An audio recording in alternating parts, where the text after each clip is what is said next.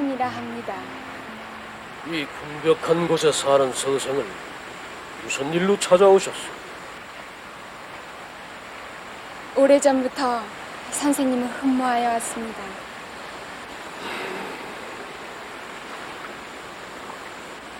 선생님과 길을 나누고 싶습니다. 본래 길하는 것은 보이지도 않고 만질 수도 없는 것인데 그걸 어찌 나누겠다는 것이오? 보이지 않는다 하여 세상에 없는 것은 아닐 테지요. 선생님께서도 보이지 않는 진리를 찾고 계신 게 아닌지요.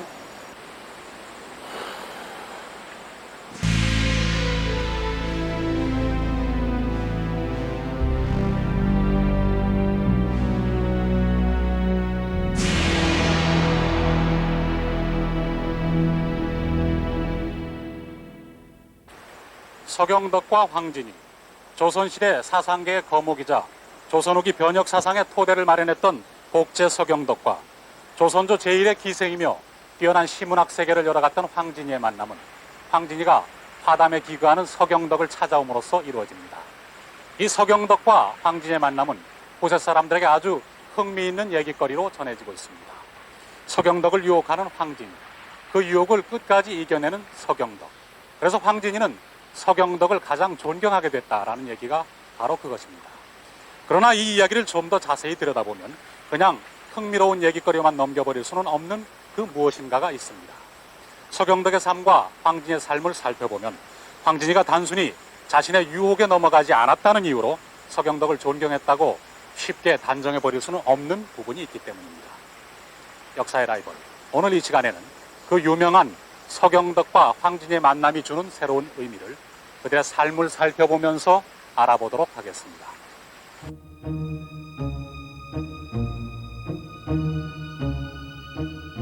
황진이에 대한 기록 중 가장 오래된 것은 허균이 쓴 식소록이다.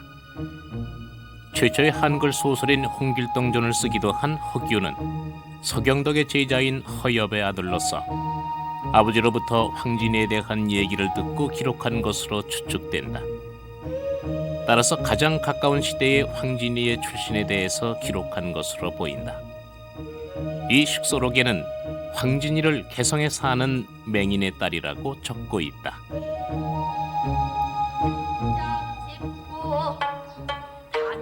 단표자로 천리강산을 들어가니 독도자니 좋다마는 여산이 여기라 이루직하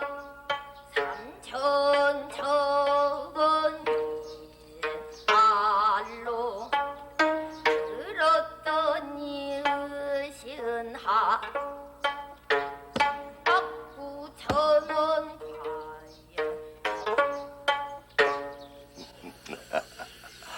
과연 그 애가 네 여식이냐? 그러합니다. 몇 살이냐? 16이옵니다. 그래. 네 여식의 얼굴이 참 좋구나. 미천한 거 어여삐 봐주시니 감사합니다, 나으리. 네 이름이 뭐냐? 목소리를 듣고 싶으니 직접 말이거라. 황진이라 하옵니다. 오, 황진이. 어여쁜 이름이로고. 그래, 올라와서 내게 술 한잔 안 따르겠느냐? 나으리, 제 여식이 미쳐나오나 아직 남자를 알지 못하옵니다. 그 점 헤아려 주시옵소서. 남자를 모른다. 좋다. 그럼 오늘은 이만 물러가도록 해라. 진이야, 왜 오늘은 말 한마디 없느냐?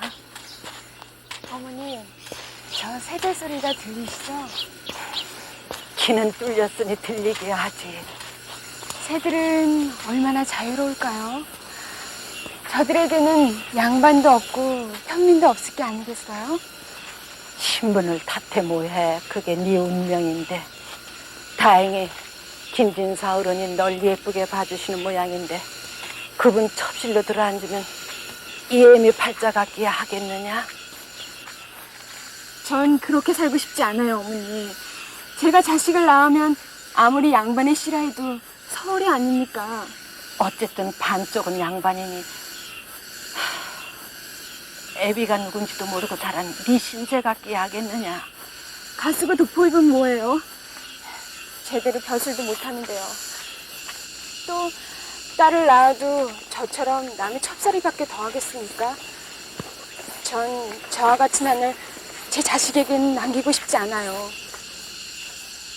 네만 모르는 건 아니나 그렇다고 달리 살아갈 방도가 없질 않느냐? 전 기생이 되겠어요, 어머니. 뭐야? 사람은 한 번 태어났는데 남의 첩이나 종으로 살다 죽느니 기생이 되겠다고요. 이 나라에서 가장 유명한 기생이요. 그래서 잘난 양반네들 내 발 아래 무릎을 꿇게 만들겠어요. 울며불며 통사경을 하게 만들겠다고요. 준이야. 어머니, 자식 얼굴도 한 번 못 본 가엾은 어머니. 준이야. 하지만 이제 세상 사람 모두가 어머니 딸을 칭송하는 소리를 듣게 해드리겠어요. 준이야. 두고 보세요, 어머니. 이 황진이가 어떻게 살아가는지를요. 조선시대는 우선 엄격한 그 남존 여비 구조를 띈 사회였습니다. 여자들이 억압받는 사회였고, 거기에다가 황진이는 여성으로서 또 한 가지 치명적인 결함이 천민이라는 겁니다. 어머니가 첩이었고 첩의 딸로서 두 가지 그러니까 단점을 가지고 있었죠. 근데 이 어머니하고 이 딸이 돌아다니면서 양반가에서 노래하고 춤추면서 그 당시 상류 사회의 풍조를 많이 보았겠죠. 그때 그 신부로서 뚫고 나갈 수 있는 유일한 길은 기생밖에 없다고 아마 판단했을 겁니다. 그러니까 기생은 황진이가 선택한 하나의 마지막 출구죠. 그것은 하나의 수단이었고 황진이는 그걸 통해서 자기가 추구하고자 했던 것을 사실상 모두 이뤘습니다.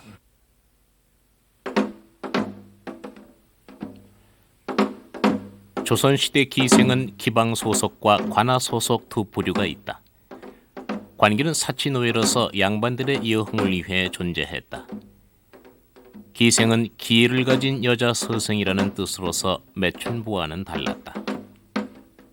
기생의 본업은 글, 그림, 가야금, 가무이며 몸가짐은 규중부인 이상으로 했다. 기생의 숫자는 작은 현의 10명 규모로부터 평양의 경우에는 200명 정도였다고 한다.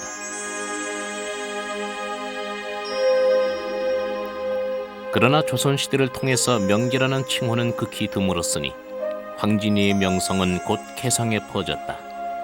특히 1629년 한음 이덕형이 송도 유수로 재직할 때 송도에 대한 여러 가지 기담, 야담들을 모아 적은 송도 기의에는 황진이를 진랑이라고 높여 부르고 있다. 특히 창에 매우 뛰어났음을 적고 있다.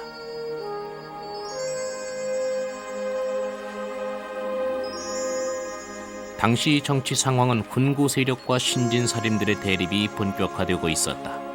중종의 신임을 배경으로 혁신 정치를 표류했던 조광조 등 신진사류들은 초야에 참신한 인재를 등용하려고 노력했다. 이에 따라 단순히 문장이 뛰어난 사람을 선발하던 과거 대신 인격과 실천 의지를 겸비한 인재를 등용하기 위해 훈련과를 실시하게 된다.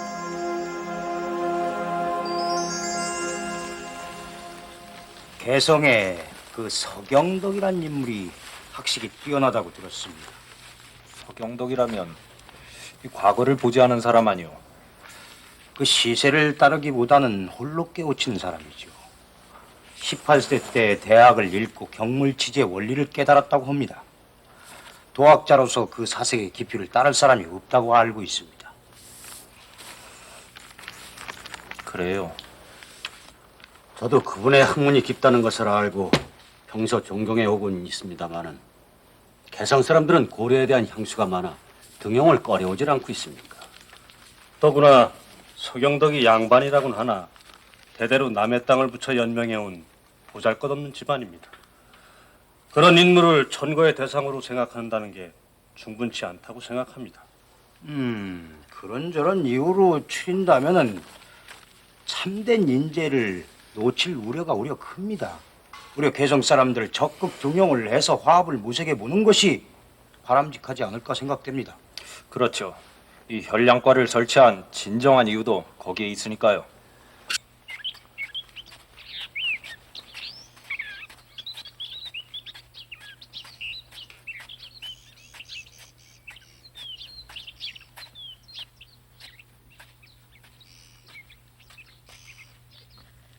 선생님 계십니까? 안에 계십니다. 지금 봬도 방해가 안 될는지요? 저 하늘 천지 하나 써서 벽에 붙이시고 벌써 며칠째 면벽 중이시라. 허군인가?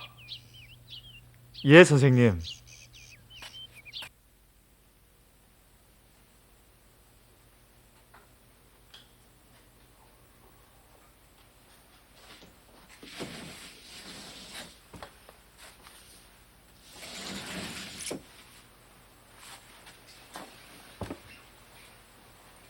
나라에서 선생님께 벼슬을 내렸습니다. 선생님, 오늘은 바람 좀 쐬어볼까? 예, 명월아. 아니, 어때 분단장도 안 하고 뭘 하고 있었던 게냐? 다 했어요. 지금 그렇고 가겠다는 것이냐? 뭐가 잘못됐는지요? 송공 어른이라면 대제학을 지내신 어른이신데 그분 모친 칠순잔치에 네가 분단장도 안 하고 그냥 가겠다는 것이냐? 그만 나가보겠습니다. 네가 이름을 조금 얻었다고 해서 자만을 하는 모양인데 송공이라면 관서 제1의 기생을 내실 부인으로 두신 어른이시다. 그런 어른께서 여자를 보는 눈이 얼마나 높으시겠느냐? 전 비록 기생이지만 얼굴을 팔러 가는 것이 아니라 예인으로서 가는 것입니다.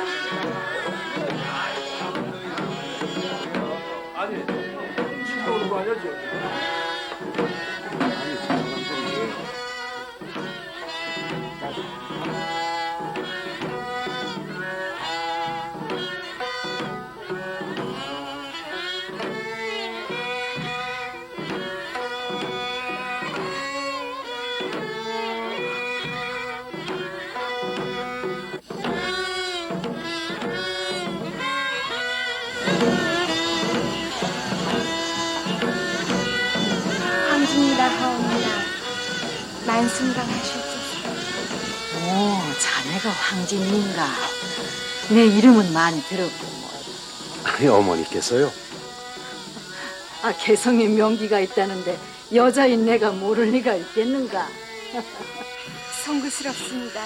대부인마님. 과연 절세기로구먼. 내 자네 소리가 그렇게도 좋다길래 한번 들어보고 싶었네. 네, 대부인마님. 성공, 술 한잔 권하게나. 네, 어머니.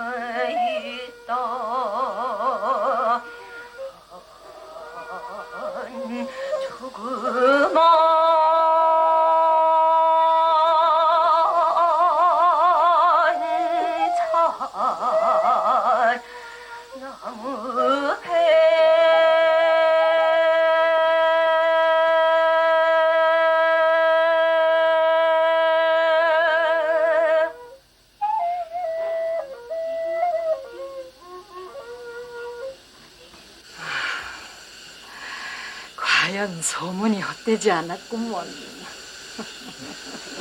자넨 행색이 그게 뭔가? 여기가 어떤 자리라고? 교방에서 기생의 예의범들도 배우지 못했단 말인가? 예로부터 어른을 배울 때에는 지나친 장식이나 화장은 예의에 어긋난다고 하였습니다. 전 비록 기생이지만 예인으로서 이 자리에 온다. 제 옷차림새가 소리를 하는 데 있어 예의에 어긋난다고 생각진 않습니다. 그래, 그 차림새가 가식이 없는 듯하여 나도 마음에 드는구나. 여기 있는 엄수가 대금의 명인이 아닌가? 아이고, 과찬이십니다, 태부인 마님. 명인의 연주에 명창의 소리라. 거기다가 얼굴까지 이토록 출중하니 과연 명기 소리를 들을만 하구먼. 응? 안 그런가 자네? 그러하옵니다. 세상에 없는 가락인 듯 하옵니다. 이 선녀가 하강한 듯 향기롭게만 느껴지옵니다. 그래, 자네가 바로 봤네. 아무렴요. 과연 절색입니다. 그러니 전 물러나겠습니다. 어허, 존잘해 이 무슨 경솔한 행동이요? 절색이 나타났으니 소첩이 명부스러워 어디 얼굴을 들 수가 있겠습니까? 그러니 알아서 물러날 밖에요. 아씨, 한 말씀 올리겠습니다. 전 개기구 아신 주인이십니다. 지금 나가시면 개객의 주인이 쫓겨나는 형국이니 정령 자리를 뜨시려거든 소인이 나간 연희에 움직이시니 어떠실런지요?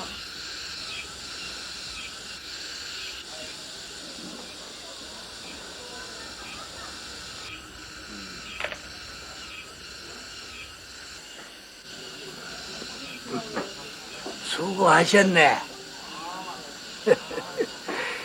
자네는 뛰어난 인물이야. 아마 평생을 다녀도 자네를 알아줄 사람을 찾기가 쉽지가 않을 걸세.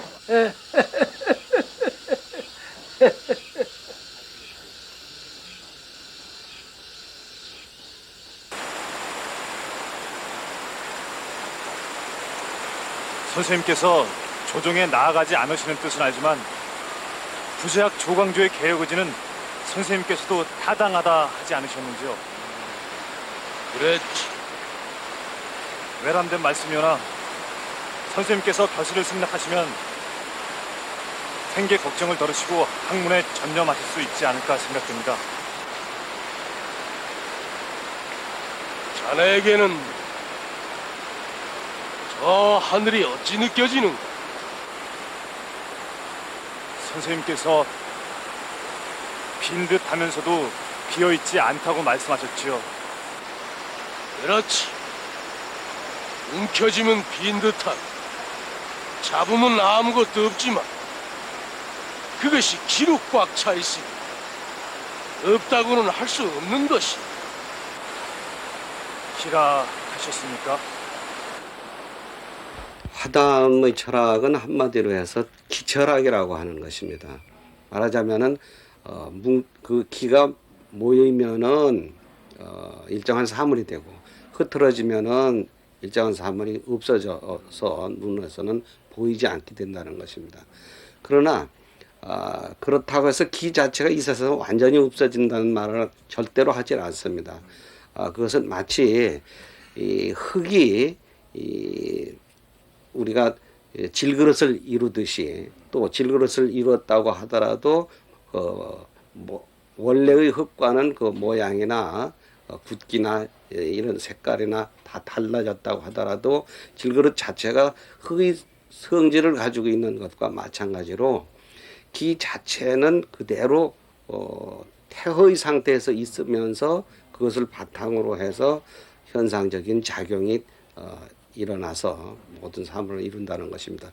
그렇기 때문에 일종의 그 자연 철학을 이룬 것이 화담의 철학이라고 말할 수가 있습니다. 서경덕은 자신의 저술에서 향이 타는 것을 예로 들어 기의 모습을 설명했다. 향이 타면 그 열기는 공중으로 흩어질 뿐 향을 이루고 있는 키 자체가 사라지지 않는다는 것이다. 이것은 일기항전설이라고 부르는 서경덕만의 독특한 견해다. 주기론적인 의미의 기는 우주와 자연의 변화 발전을 만드는 재료인 동시에 그 변화 발전을 일으키는 힘을 말한다. 서경덕의 학문은 중국 기 철학의 영향을 받았으나 주제의식 논리에 있어서는 서경덕만의 독자성을 확고히 하고 있다. 서경덕은 이런 이치로 물질이 의식에 앞서서 존재하며 그 물질은 스스로 변화 발전한다는 유물론적인 인식을 펼칩니다. 이는 조선시대 사상계에서는 서경덕 이전엔 일찍이 없었던 학문적 성과이며 독특한 철학세계였습니다. 한편 과거라는 시험 대신 현량과를 통해서 숨어있는 인재를 등용해 새로운 정치를 펼치려고 했던 조광조는 서경덕을 적극 등용하려고 했습니다. 이미 그의 높은 학문과 덕망이 널리 알려져 있었기 때문입니다. 그러나 서경덕은 이를 사양합니다. 선비가 벼슬을 하지 않는 세 가지 이유가 있네. 첫째는 호부는 있는데 때를 못 만났을 때고, 둘째는 때를 만났어도 자기 역량이 부족할 때, 셋째는 호부도 있고 때를 만났어도 그 성격이 산수에 숨어 살기를 좋아하면은 벼슬을 하지 않는 법. 선생님께서는 어느 쪽이십니까? 중종 14년 남권 심정 등의 훈구 세력들이 신진사류 세력을 몰아낸 김묘사화가 일어난다.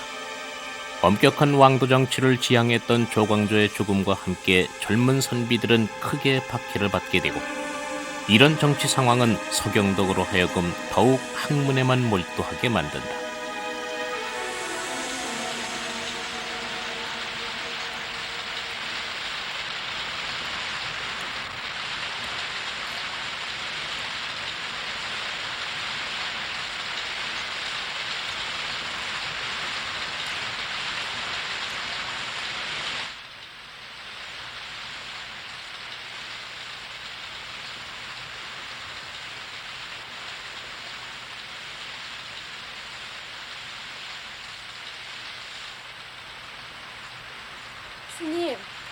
스님 계신지요?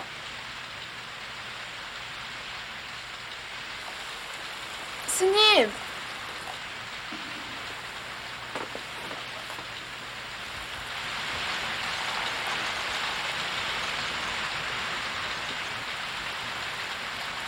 야심한 시간에 보살님께서 나이니 스님을 뵈러 왔습니다.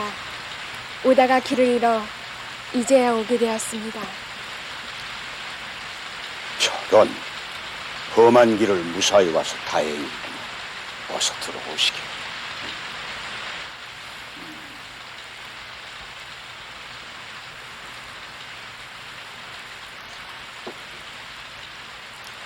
바쁘시네. 고맙습니다, 스님.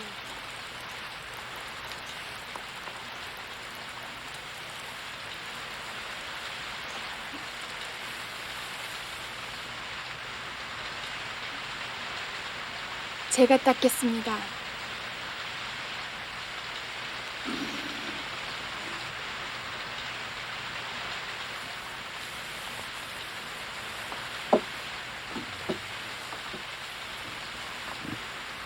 갈아입으시게. 고맙습니다.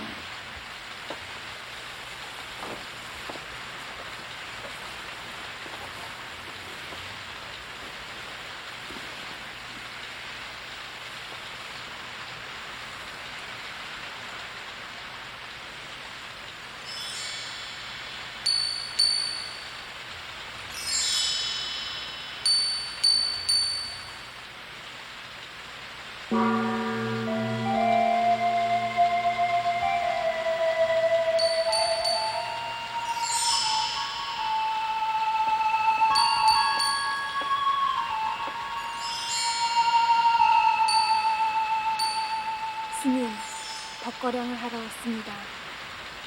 야심한 시각을 택해온 연유가 무엇인가? 소녀 황진이라 하옵니다. 재주가 많은 보살이라고 들었네. 재주가 많으면 다치기가 쉽지. 그건 어찌되어 그렇습니까?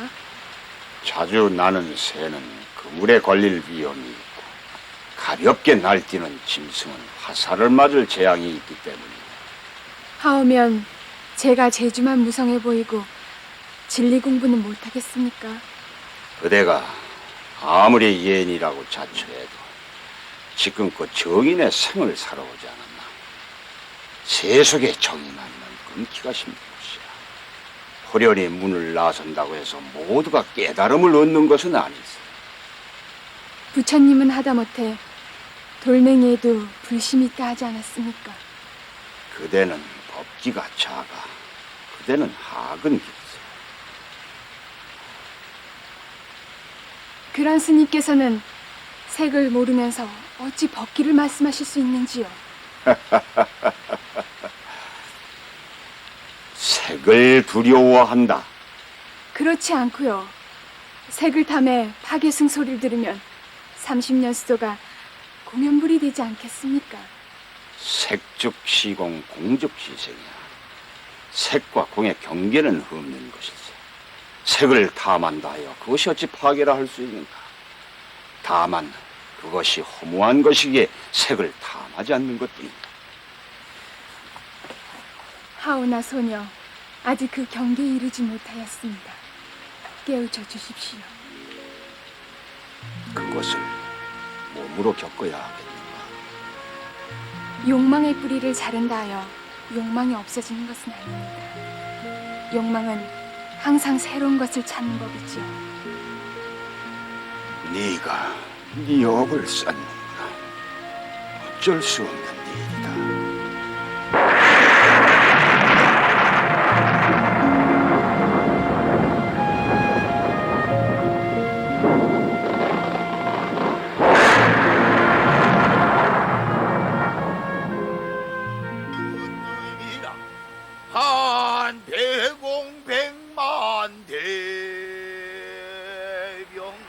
아씨, 어떤 풍류객인가 봅니다.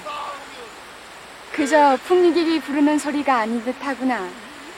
이러한 소리를 가진 사람이라면 세상에 한 사람밖에 없지. 그래요? 그럼 그 사람이 누군데요? 교목 안시인이라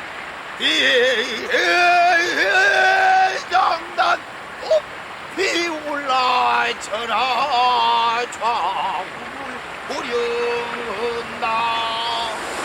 선정관 이사정 어른이 아니십니까?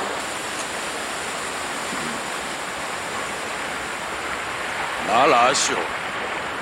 그러한 목소리를 가지신 분은 소녀가 알기론 오직 한 분뿐이십니다. 내 소리를 알아주는 사람 또한 내가 알기로는 한 사람밖에 없소이다. 명창을 뵙게 되어 반갑습니다. 조선 제1의 명기가 명창이라고 불러주니 영광이 옵시다.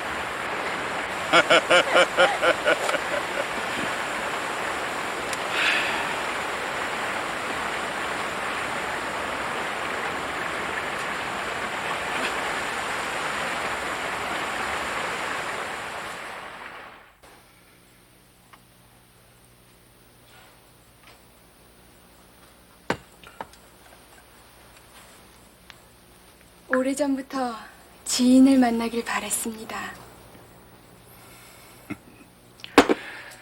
하나, 그대가 찾는 지인은 내가 아닐 것이요. 왜 그리 생각하시는지요? 그대가 비록 나를 명창이라고 알아주긴 하지만은 이 소리라고 하는 것은 귀를 열어줄 수는 있을지언정 이 가슴을 채워주지는 못할 것이기 때문이요. 지인을 만나기 또한 어려우나 예인을 만나기 또한 쉬운 일은 아니지요. 나를 그렇게 대접해 주시니 이 기쁘기 한량이 없소이다. 선정관 어른을 매시고 살까 합니다.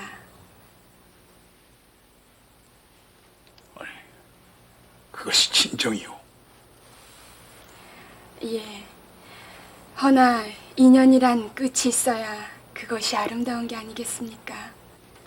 하면 시한을 정하시겠다는 게요. 예로부터 천지 운행의 가장 조화로운 숫자가 3이라였습니다. 늦지 않아 저희 집에서 3년, 선정관 어른 댁에서 3년, 이렇게 6년을 동감이 어떻겠는지요. 사내로 태어나 그대와 하룻밤이라도 같이 보내길 원하질 않은 지가 없는데 6년이라면은 내게 너무 과분하오. 진정 과분하오. 뛰어난 예인이면서 명기였던 황진이는 여성으로서의 삶을 자신의 의지대로 실현해간다. 대작 소세왕과의 30일간의 사랑, 그리고 유명한 풍류한량 벽계수와의 일화 등으로 황진이는 기생을 선택했던 애초의 목적을 실천에 옮겼다. 그러나 이사종과의 만남에서는 또 다른 면모를 보여준다.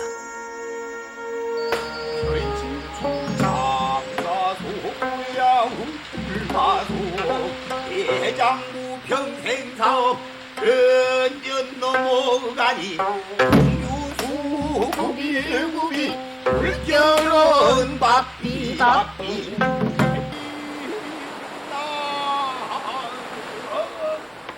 이사종과의 만남은 당시 사회 통념을 초월한 계약 결혼의 형태였다.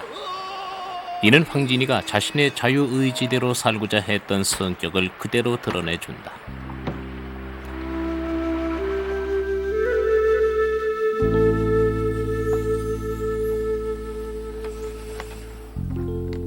당신에게 큰 은혜를 입었소. 사내로 태어나 당신이란 여인을 만났으니 난 더 바랄 게 없어요. 부디 당신이 찾는 지인을 꼭 만나길 바라겠소.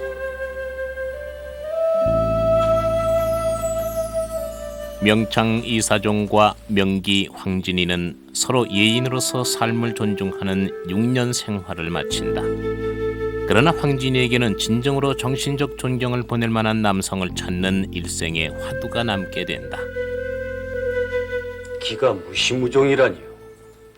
노자는 기가 유시유종이라 했고 사물의 본질이 이라 했습니다. 기보다 이가 더 근원적인 것입니다. 그것은 허가 기임을 알지 못하는 까닭입니다. 만약에 기를 생겨난 곳으로 간주한다면 그것은 아무것도 없는 곳에서 무언가 생겨난다는 것인데 이치에 맞지 않습니다. 벼슬을 마다했던 서경덕은 나이 43세에 어머니의 간곡한 권유로 과거에 응시하여 소과 생원시에 합격한다. 당시 이연적 이황 등은 주리론적 입장을 따르고 있었다. 이가 만물을 생성하는 근본이라고 봄으로써 서경덕의 주기론과는 학문적으로 대립했다. 공의 학설은 성리학의 바른 줄기가 아닌 듯 싶습니다. 기 철학은 서공께서 홀로 깨우치신 바이니 성현의 글을 읽어 남의 말을 전하는 것과는 사숙한 바가 다를 것입니다. 문자에 구애되지 아니하고 자신의 의사를 많이 쓰는 것은 그만큼 가벼운 바가 많아 후학들에게 그릇된 견해를 잘할까 염려가 돼요. 근신함으로 실수가 적고 방사함으로 실수가 많으니 반드시 서공의 자득한 견해를 따를 필요는 없을 것이요.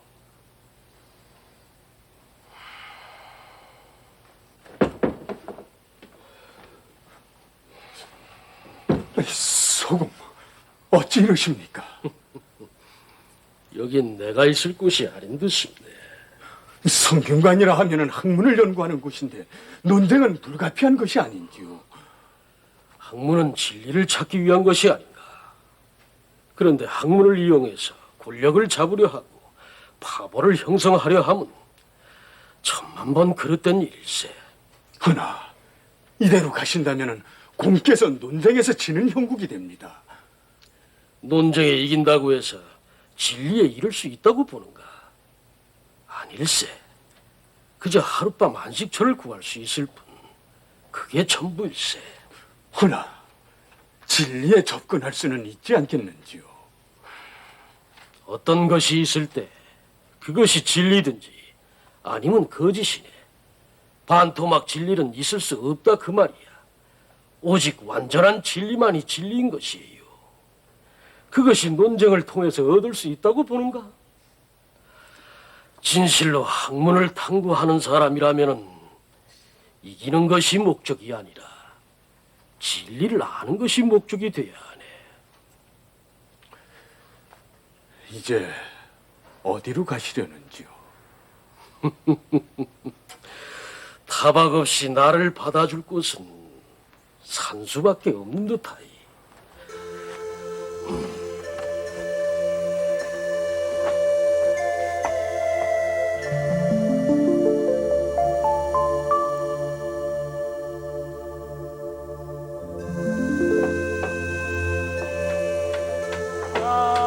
그 후 서경덕은 개성 송악산 기슭에 있는 화담에 집을 짓고 평범한 백성들의 삶 속에서 학문을 정진해 나간다.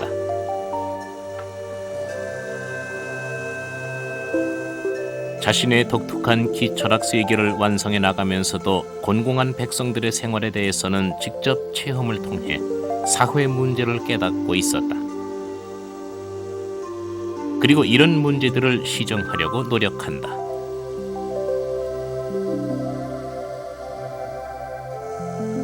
초야에 사는 신서경덕은 삶과 죽음을 무릅쓰고 주상 전하께 2번 절하고 말씀을 올리나이다.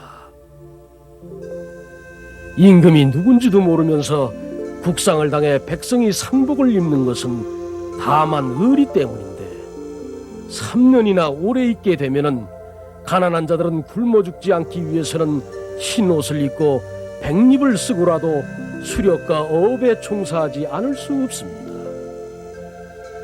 이것은 성인의 제도가 아니며 경중을 헤아려 서인의 반열은 3개월만 상복을 입게 함이 옳은 일이옵니다. 이렇듯 서경덕은 학문 연구에 몰두하는 한편으로 백성들의 처지를 헤아리는 융통성 있는 면모도 보인다. 그러나 서경덕의 상소문은 왕에게 올려지지 않는다. 마음 쓰지 말게. 나의 상소문이 애초에 주상께 전해지리라고는 생각하지 않았네. 하오면 어찌하여 상소를 올리셨는지요? 내 생각을 적었던 게지. 주상께 올리는 심정으로 백성을 생각해 보았던 게야. 또한 사가들이 그것을 이용하여 후세 증거로 남기를 바라셨던 게지요.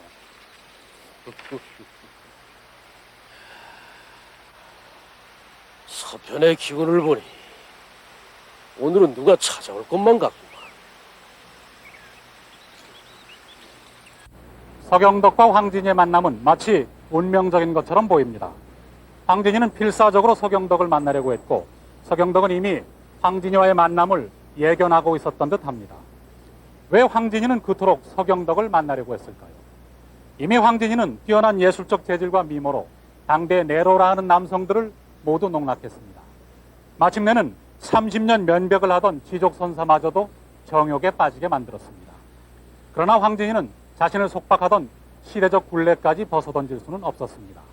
수많은 남자들의 선망의 대상이 되고 있었지만 황진이는 여전히 한낱 희생일 뿐이었습니다.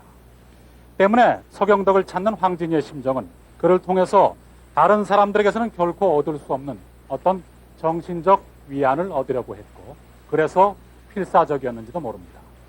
오늘날 흥미로운 하나의 얘기거리로만 남아있는 서경덕과 황진이의 만남. 이 만남의 또 다른 의미는 과연 무엇이었을까요? 지금까지 살펴본 서경덕과 황진이의 너무나 다른 삶을 염두에 두고 그들의 만남을 유심히 살펴본다면 그 답을 얻을 수 있을지도 모르겠습니다.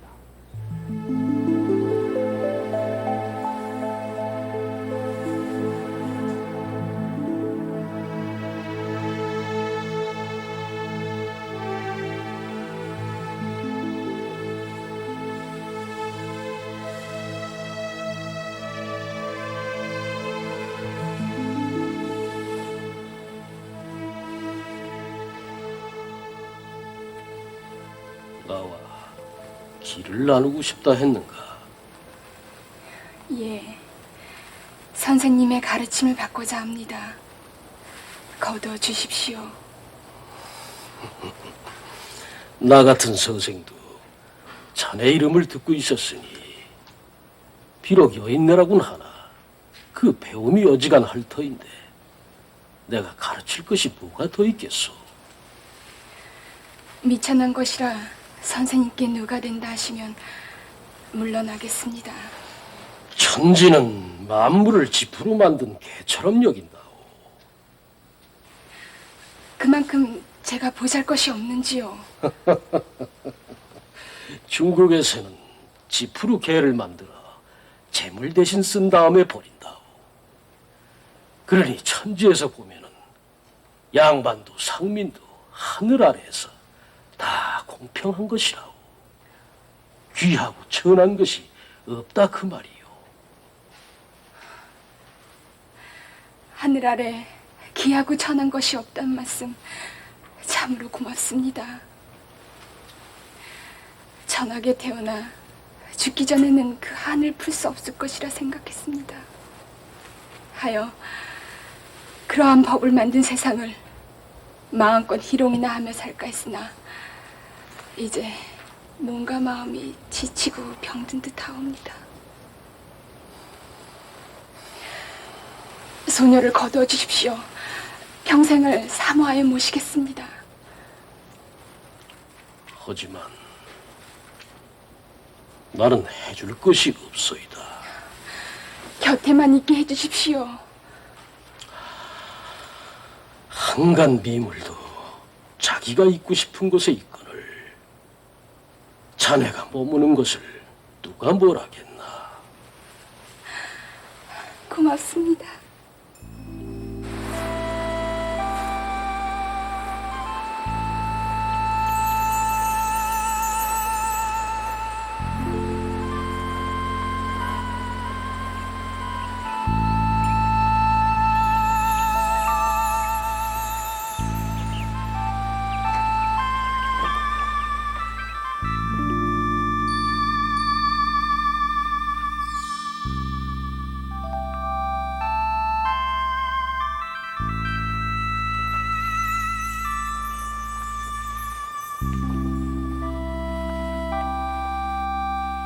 선생님, 밤이 깊었습니다. 그래. 그만 주무시지요. 그렇지.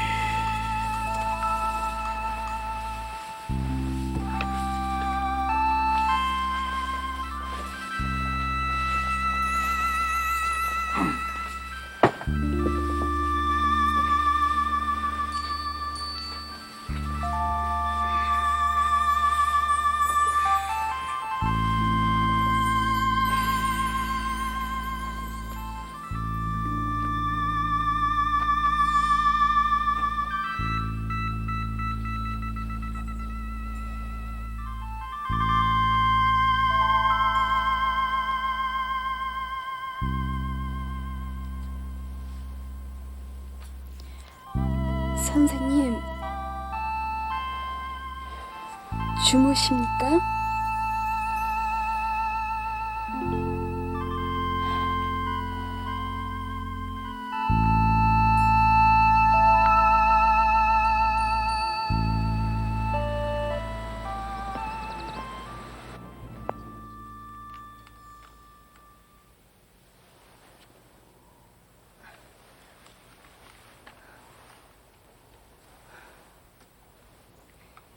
선생님, 일어났는가?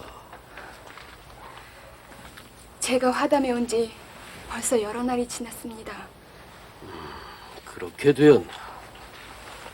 사모하는 사람을 섬기고자 하는 것은 나비가 꽃을 찾는 것처럼 자연스러운 일이라 생각합니다.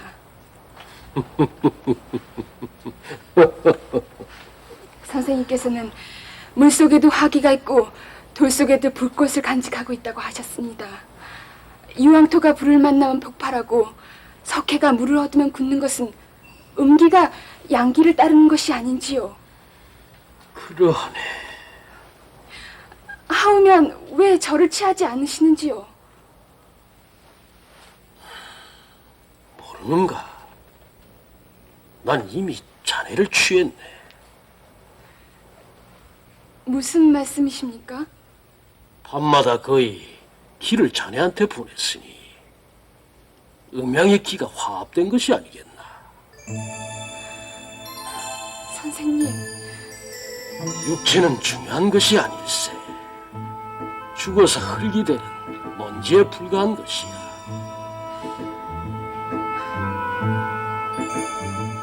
이제 자네와 나의 기가 통했으니 이가 통할 날도 있을 것이야.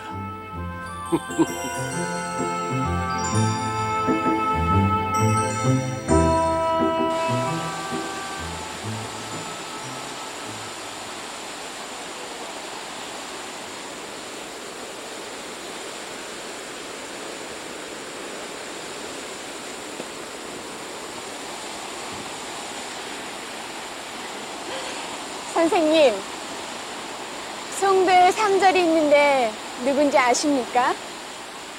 송도 삼절이라. 그게 누군가? 박영폭포와 선생님과 지금 이 술잔을 드리는 진이입니다. 비록 해악이지만 또한 이치에 맞는 말일세.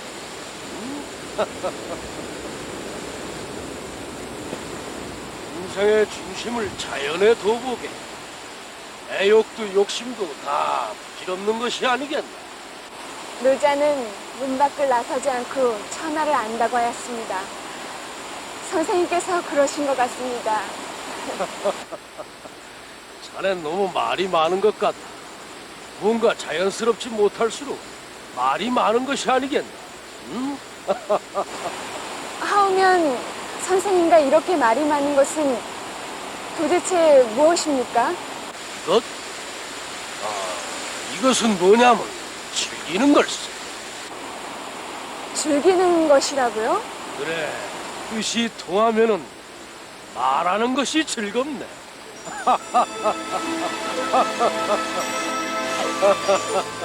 이후 두 사람의 관계는 10년간 계속되면서 정신적인 교류를 나눈다.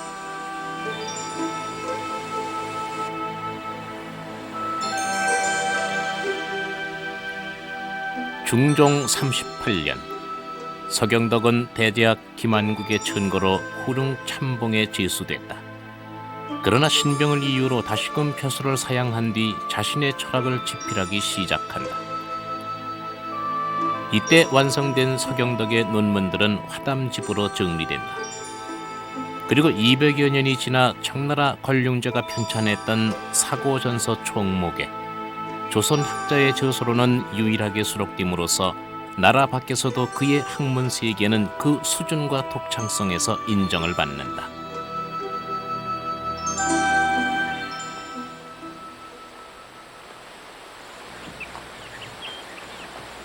(1546년) 명종 1년 서경덕의 병은 회복할 수 없을 만큼 깊어져 간다. 선생님, 지금 생각이 어떠하십니까? 생사의 이치는 이미 안지가 오래라. 마음이 편하네. 선생님의 가르침을 바르게 전하겠습니다. 편히 가십시오. 내가 말한 바는 모두 문자상의 찌꺼기일세. 중요한 것은 올바르게 생각하고 스스로 깨달는 것이야. 예, 명심하겠습니다.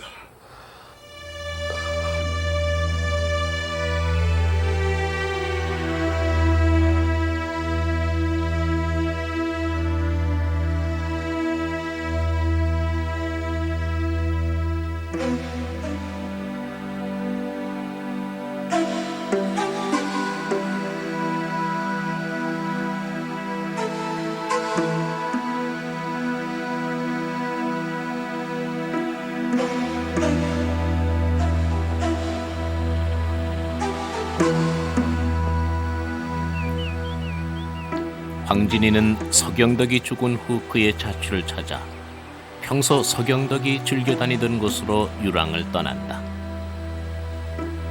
그 여행은 서경덕 사망 후 약 3년 동안 계속된다.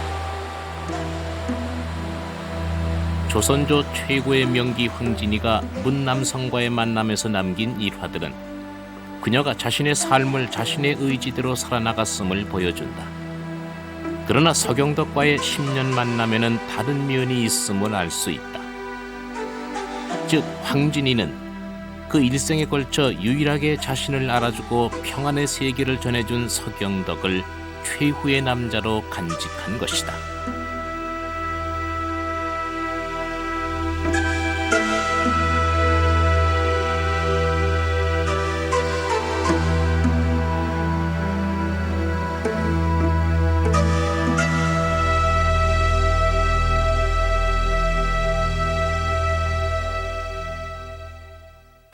서경덕을 만난 후 황진이는 전과는 전혀 다른 삶을 살게 됩니다.